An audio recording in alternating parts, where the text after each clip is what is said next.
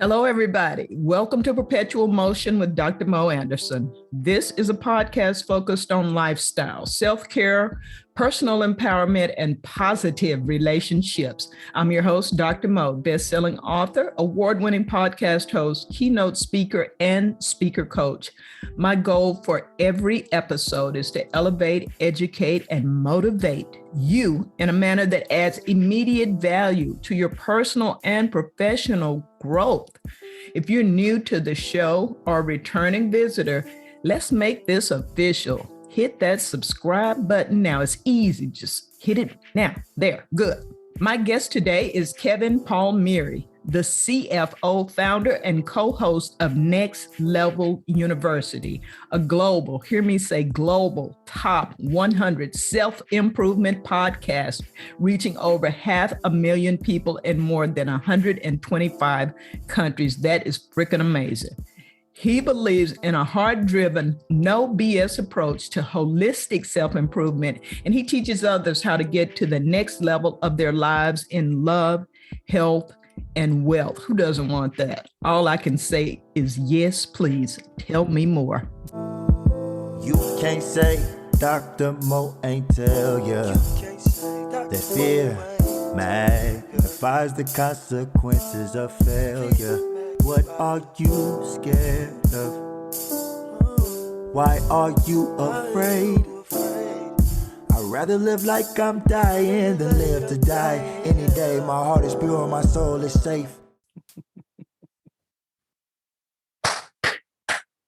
Welcome, Kevin. Dr. Mo, thank you so very much for having me. I'm excited to chat today. Oh, I'm a lucky girl. You're living my dream life. I am all ears today. I've got a lot of listeners and a lot of downloads, but dude, 125 countries plus, I know it's grown from that.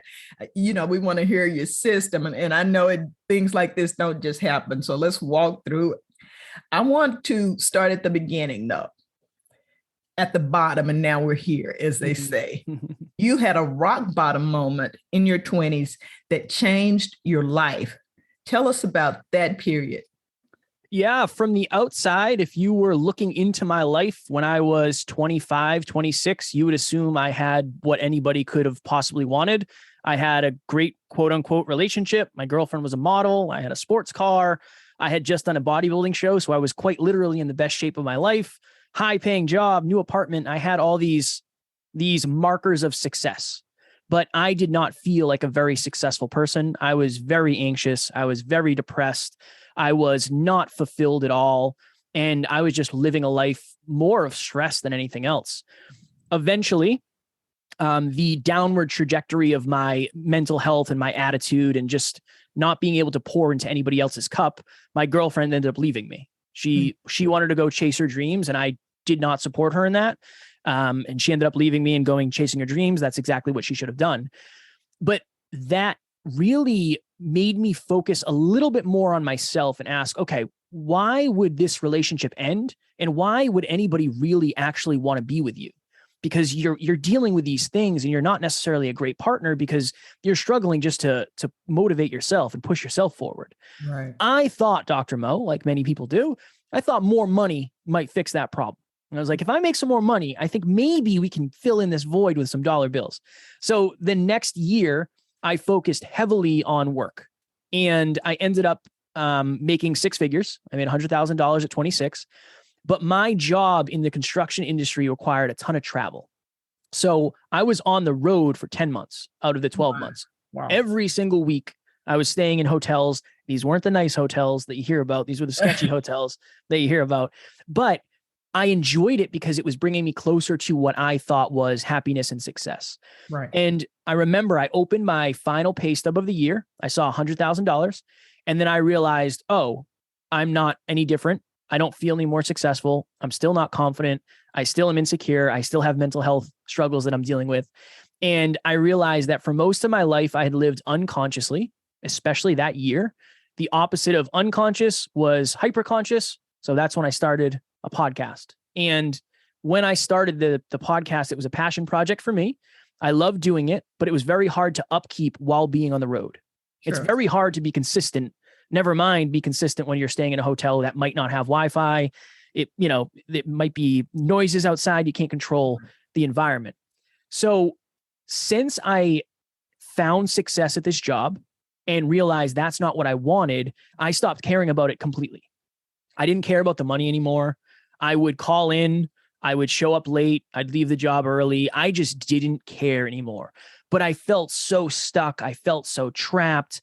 I didn't see a way out. I didn't see a way for me to leave this job and go find something that would be able to provide for me at the level that this did. So I was staying in New Jersey, which was like 6 hours away from where I lived. And my alarm went off at 5:15, and I sat up and I slid to the edge of the bed, and I was lacing up my work boots like I had done 1,000 times before. And the best way to explain it, Dr. Mo, is there's 10 televisions on in my head at the same time, and every single one is on a different station. And one is saying, you're stuck here forever. I know you want to leave. I know you're miserable. I know you're burnt out, but you're never going to make $100,000 doing anything else. Like this, you got lucky. You got lucky here. You better Be haul great. it in. Yeah. Yeah, you better haul it in. If you do leave, what will your friends think? If you do leave, what will your family think? And the loudest one for me was, if you do leave, what do you think? You're going to become a full-time podcaster? That's probably not going to work. So in that moment, I felt like if I was to take my life, I would take my problems with me. And I was in just a really dark space, a really dark thought process, a really dark mood. It was very, very challenging. Now, luckily, I have a very supportive group of human beings around me. I texted who is now my business partner, and I said, Alan, I'm going through this struggle. I'm having these weird thoughts. I don't know what's going on. I don't know if I can do this job anymore. I feel like I'm having a midlife crisis here at 26. And he said, Kev, so much has changed for you over the last couple of years, but your environments have pretty much stayed the same. I think it's time for you to make a change. So I ended up leaving that job 3 or 4 months later, and then I started the journey as an entrepreneur. And I think two things happened in that rock bottom moment. One, the pain was great enough for me to take a risk. Two, Alan gave me permission to actually chase my dreams.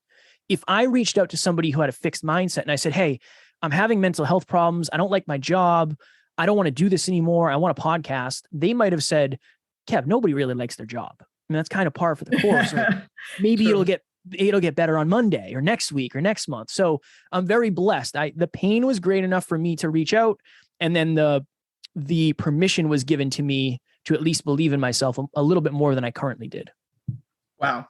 That's a great friend. You reached out to the right person. That's the importance of having good people around you who are honest with you and want the best for you. And, so much of that is just resonating with me because I have 2 adult sons, and I saw how they were taught to not be vulnerable, to not express that they were having problems, that they were having challenges, and to go after the money, after the success, after the trophies, not from me, but I could see the coaches, the males, the other men in their life indoctrinating them into that idea. These are the things we need to see to know that you're somebody, as opposed to, what you were saying, what you felt internally, that internal dialogue that we all have, whether we admit it or not. I love that you are showing, the steps that led you to where you are today, that you weren't always the Kevin that we see right now, because that's what people see. They see that on social media. They see the awards, the accolades, the numbers, but they don't see the journey. Yeah. And it's important that we share that. And that's a lot of vulnerability. You don't have to tell all of that. Why is it important that we show vulnerability like that? Well, I think as somebody who is trying to impact people, it's important to tell the truth. There's a lot of people out there who, to your point, Dr. Mo, they'll tell you it was easy and they'll tell you they had no struggles. And that's just not a relatable story. I mean, most people will not relate with that. But on a more finite personal level, when you're vulnerable, you're living in the truth. And the only way to truly improve, whether it's in your life or in a relationship, is to live in the truth. You have to go to where the truth is. And usually that requires you to lay down some of your armor and be vulnerable and just say, hey, I'm feeling this way. I'm not saying it's right or wrong. I don't know if it's accurate. I don't know if I'm right to feel it, but this is how I'm feeling. Then you can operate from the actual foundation of a potential problem. My wife and I have a saying, and it's just, hey, can I have a vulnerable share? And that's just me saying, I have something. I don't know what it is. I'm afraid to share it. I'm afraid it might hurt your feelings. I'm afraid I might look weak. Do you mind if we take a second here? And it's a wonderful thing. But yeah, I think many of us are operating on things that aren't the truth. One of my favorite quotes, the level of your relationships is directly correlated to the level of vulnerability in them. If you want real, authentic, quality relationships, you have to be yourself. The only way to attract your people is to be yourself. And that starts with you laying down the armor with the people you feel safe with and being your vulnerable, authentic self. And the people you feel safe with won't judge you. They won't attack you. It takes time to build to that level of safety and trust, but it starts with everybody being vulnerable and everybody sharing. And I'm so happy that I was going to ask you that because, all the women listening now are like, oh, she left him. It's heartbreaking, the model. So let's bring them up to date that you were happily married and doing well in your relationship. And I can see a photo. They won't be able to see this, but I can see a lovely photo of you and your wife over your shoulder there. And I like seeing that. And yes, it's important that we tell the truth. And that's really a hard thing to do because we don't want to be judged. We don't want to be called a hypocrite or just so many ways that people that you feel discouraged from being honest. So now you're in a new place, you're doing big things, and you speak on holistic self-improvement. I have a lot of people on here talking about self-improvement, empowerment, but I haven't had anyone to use that adjective in front of self-improvement. Why holistic self-improvement? What is different about that? For us, it's a well-rounded approach. So my co-host and I, Alan, business partner, we both were financially successful. We were both six-figure earners. He was a multi-six-figure earner, but it was at the expense of his physical and mental health. We both had relationships in the past, but that was at the detriment of maybe our self-worth or our self-belief or whatever, our consistency. Our goal is holistic self-improvement because there really are three pillars to life. You have health, you have wealth, and you have love. And there's a lot of people who are only teaching one. And as somebody who has had all three separately, but really never together until I started this journey, I don't know if you can be truly fulfilled without having all three leveling up at a similar trajectory. And this is the other thing I would say. When we say health, it's not just physical. It's mental, it's physical, it's emotional, it's spiritual. We're talking about vulnerability, about relationships, about limiting beliefs, self-worth. So we try to go, what a lot of self-improvement is this is 5 tasks you can do today to feel better. That's not necessarily going to get to the actual root of the identity problem that's buried within the emotions. So that's another piece to the holistic side where we're really trying to get to like the layer 1 of your identity to actually facilitate a sustainable long-term change. Right. Good. I like that. And that requires a lot of self-examination. And in fact, when you were sharing your rock bottom moment, I thought you had a lot of maturity to be able to look at what was going on around you with the job, with people leaving and so forth, and think, what role do I play in this? Because it's so easy to make it everybody else's fault and everybody else's problem. But you looked at, I'm not a good partner, and in fact, if you're in a job, even earning 6 figures and getting your work done and you're not happy and you're not giving it 100%, you're not a good employee. There's so many ways that we can constantly be on a journey of self-improvement, which is emphasized in many other cultures, but not so much in ours. It's like, okay, you reach that point, you can just stop and kind of hover, the helicopter thing, because there's no such thing. People, right? There's no such thing. There's no such thing. There's no such thing as maintenance. Things are either getting better or they're getting worse. It's just, and when I say worse, I don't mean intrinsically, but it's either improving or it's decreasing. And that's just the way the universe works. Every day you're a second, or every second you're a second older. So if you're not getting better, you're probably getting worse. But just to your point real quick, Dr. Mo, I did not start by taking extreme ownership. It was very much like, oh my God, my girlfriend's crazy and she left me. So I definitely had the ego initially where I was trying to protect myself. And then I got to the point where I said, look, she wanted to chase her dreams. You were trying to hold her back from chasing her dreams. That's on you more than it is anything else. Okay. And thank you for sharing that evolution, because that's typically how it is for folks who are like, well, I'm not quite there yet. I wasn't either. It's a journey, it's a process. And part of the self-improvement is that, and same with me, then you turn around and you look back and you have those moments where you go, oh my goodness, I was that person, that very person that I'm judging right now. I was that person, and I can be better. I can do better. So kudos to you. Thank you. Many people want to go to the next level, and that's what we're talking about, leveling up.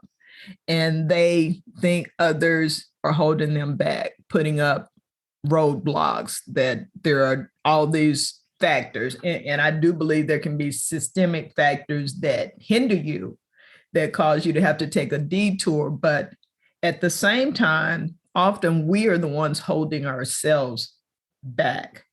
What are some of the ways that occurs?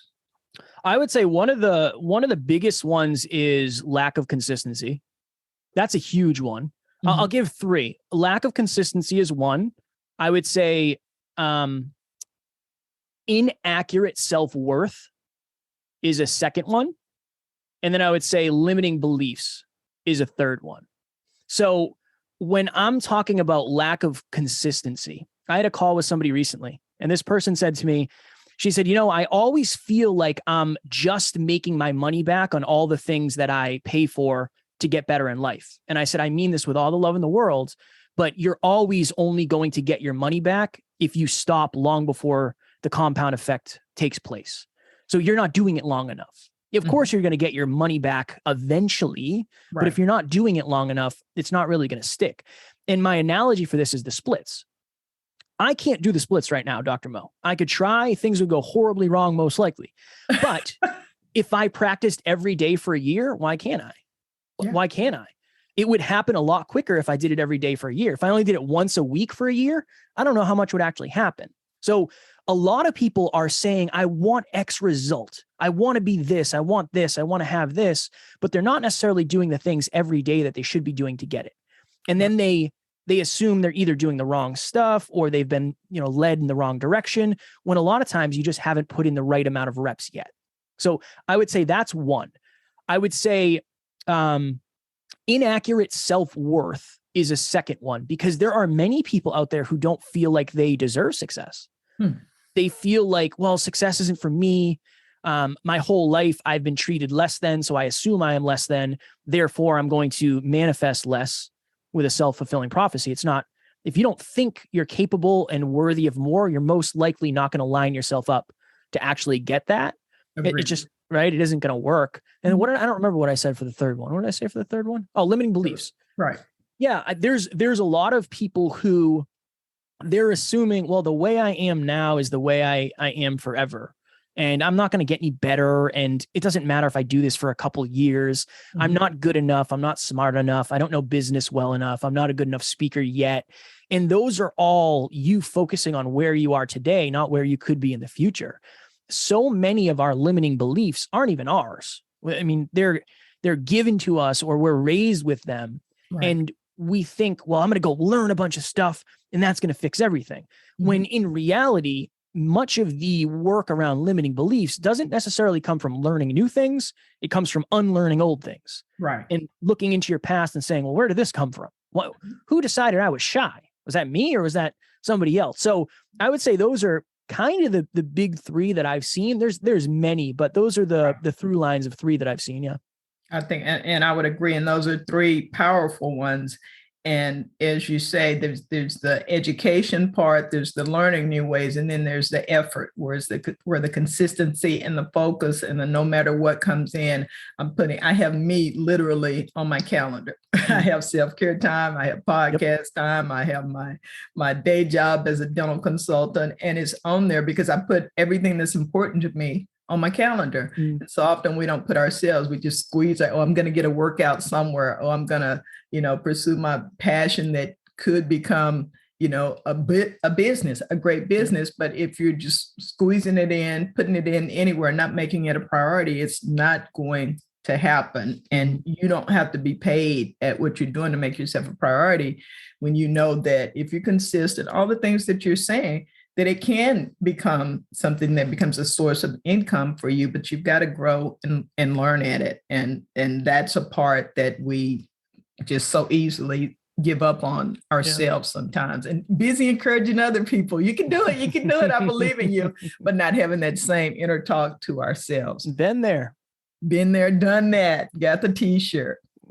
You approach peak performance with 5 C's. And I know, obviously, we've just talked a lot about consistency, that's one. What are the others? Not looking for you to give away your whole program, but what are the 5 C's? Yeah. So there is clarity first. Then you have confidence. You have consistency. You have community, and you have commitment. Those are really the things that when we sat down, for us, it was like, how do we create something that we can just say, these are the 5 things you should focus on and you'll get more results out of life. If you remember nothing else, just focus on these 5 C's. And that's really what we landed on. The importance of your community is just way more important than I think a lot of people realize, but it takes changing your community usually to understand that. Commitment, there's a huge difference between a relationship and a committed to growth every day together relationship. It's very hard to get where you're going if you're not clear on where you're going. And we talked about consistency. And then confidence. Do you actually have the correct level of self-belief for the goals that you're setting? If not, you're going to live in that self-limiting area. You're going to have those limiting beliefs that hold you back. And you might not take the shots that you would if you had a little bit more confidence. So I think those are probably the most important things in the grand scheme of things. I like those. Those are very good. And I would think, correct me if I'm wrong, that within that community, within those C's is collaboration. And I say that because I see what you're doing with Alan, with your partner. And I know what has happened with me in the past was that just because you can do a lot of things doesn't mean that you should. And I spread myself too thin and found that me elevating to the next level was limited to the number of hours I could go without sleeping. And, I see these posts and these people all the time, they're like, I'm not going to tell anybody. I'm not going to talk to anybody. Nobody's going to know. And I'm just going to blow up. No, you're not. I need Kevin telling people he was on my podcast. I need to distribute and promote you. I need somebody helping with me with editing. I need someone giving me new ideas and thoughts. So within that community, does collaboration fall there, or have I just tried to erroneously add to what you're saying? No. So we have a 17-person team. So there's nothing that we're doing is by ourselves. We are by no means self-made. I didn't create this microphone or this camera that I'm coming to you from today. So yeah, for us, our collaboration is very much inside the community. That is the name of the game for us. Is we believe at a deep level, if we help you, you'll help yourself, and that will pour back into the community in some way, shape, or form. That's really the name of the game. Is if you add more value than anybody else, other people will add value to other people. And that's how you change the world, really. That is how you change the world. And that attracts people too. Yep. It's amazing that the people who will come to you and just want to help, just want to be part of what you're doing because they see your heart and what you're trying to do. Even when you can't pay people, there are volunteers out there, people who want to learn. You don't have to do everything by yourself. For sure. I'm getting here because that is freaking exhausting. That is so exhausting. In the beginning, you might have to, right? Like exactly. But yeah, you don't. Some people wear that as a badge of honor. I don't know. I don't think it's probably healthy in the long run to do everything yourself. If you get burnt out, you can't finish the mission. And if you can't finish the mission, you don't get to impact the people that you wanted to. I agree. And it's not giving away your power. In fact, you become more powerful as you collaborate with your community. This is really all great advice. And your success with your podcast, with your coaching, your endeavors proves you have a formula that works well beyond the next level. Even so, I'm wondering with the Kevin I'm seeing here today, with the confidence, with the community, with the great wife and relationship, do you have fears? And what is your biggest fear? Yeah, my biggest fear, hands down, bar none, is failure. I am terrified of failure. I am terrified of rejection and making mistakes. It's one of those things that now that we're quote unquote successful as a business and a podcast, I've realized that that's not going to fix any of the internal stuff. I don't know if success can fix the fear of failure. Mm-hmm. I think that's like an internal game that you're going to play forever in some way, shape, or form. And it's up to me to figure out what failure means. So I have fears like everybody else. I have limiting beliefs before I get on podcasts of, I wonder if Dr. Mo actually knows like what I do. And is she going to, am I going to get on here and disappoint and not add value? I have those honestly every day, every single day. So yeah, one of my biggest fears is failure. And I have a large fear of letting people down. That's another thing that it's very hard when you're in the public eye to be thinking of that all the time, but I don't like letting people down. I'm afraid to hurt people's feelings, honestly. That's real. That's true and raw. And I appreciate that. And I think that's probably one of the biggest fears for most of us, particularly those who are achievement oriented, is that, we want to make a positive difference and not let people down. Well, you certainly, I hope I made it clear that I do know what you do. and I respect and appreciate and admire what you do. And I want to encourage our listeners to learn more about what you do. So before we go, Kevin, please tell everyone how they can go to the next level and connect with you online and any resources you have to offer. Thank you very much. I appreciate it. Yeah, the best place, honestly, is the podcast. We do 7 episodes a week. You'll learn a lot about us. You'll learn a lot about what we do. But our thing is being in your pocket every day from anywhere in the world for free. That's really our brand in a nutshell. And my Instagram handle is @NeverQuitKid. I answer all my own DMs. So any questions you have, I'm happy to answer. And then to Dr. Mo's point, we have a free course, Next Level 5 to Thrive. It's what the 5 C's that we talked about. Totally free. No strings attached. We want you to have it. And as listeners of the show, it's yours. All right. We love freebies. We'll drop that link in the show notes, your websites, and the course. And we wish you continued success as you go level after level, leveling up and just, reach back and bring us along with you. This has been a great joy. Take care, Kevin. Thank you, Dr. Mo. And wasn't that a great program? Oh, love that episode. I enjoyed it. I hope you did too. Please remember to like, subscribe, and share. Learn more about me on my website, drmoanderson.com. That's MOE. You can read book excerpts, watch videos, learn about my services that I offer, and book me for a speaking engagement. I'd love to talk with your group, and I'd love to work with you. So until the next time, review, renew, and renew. Thank you.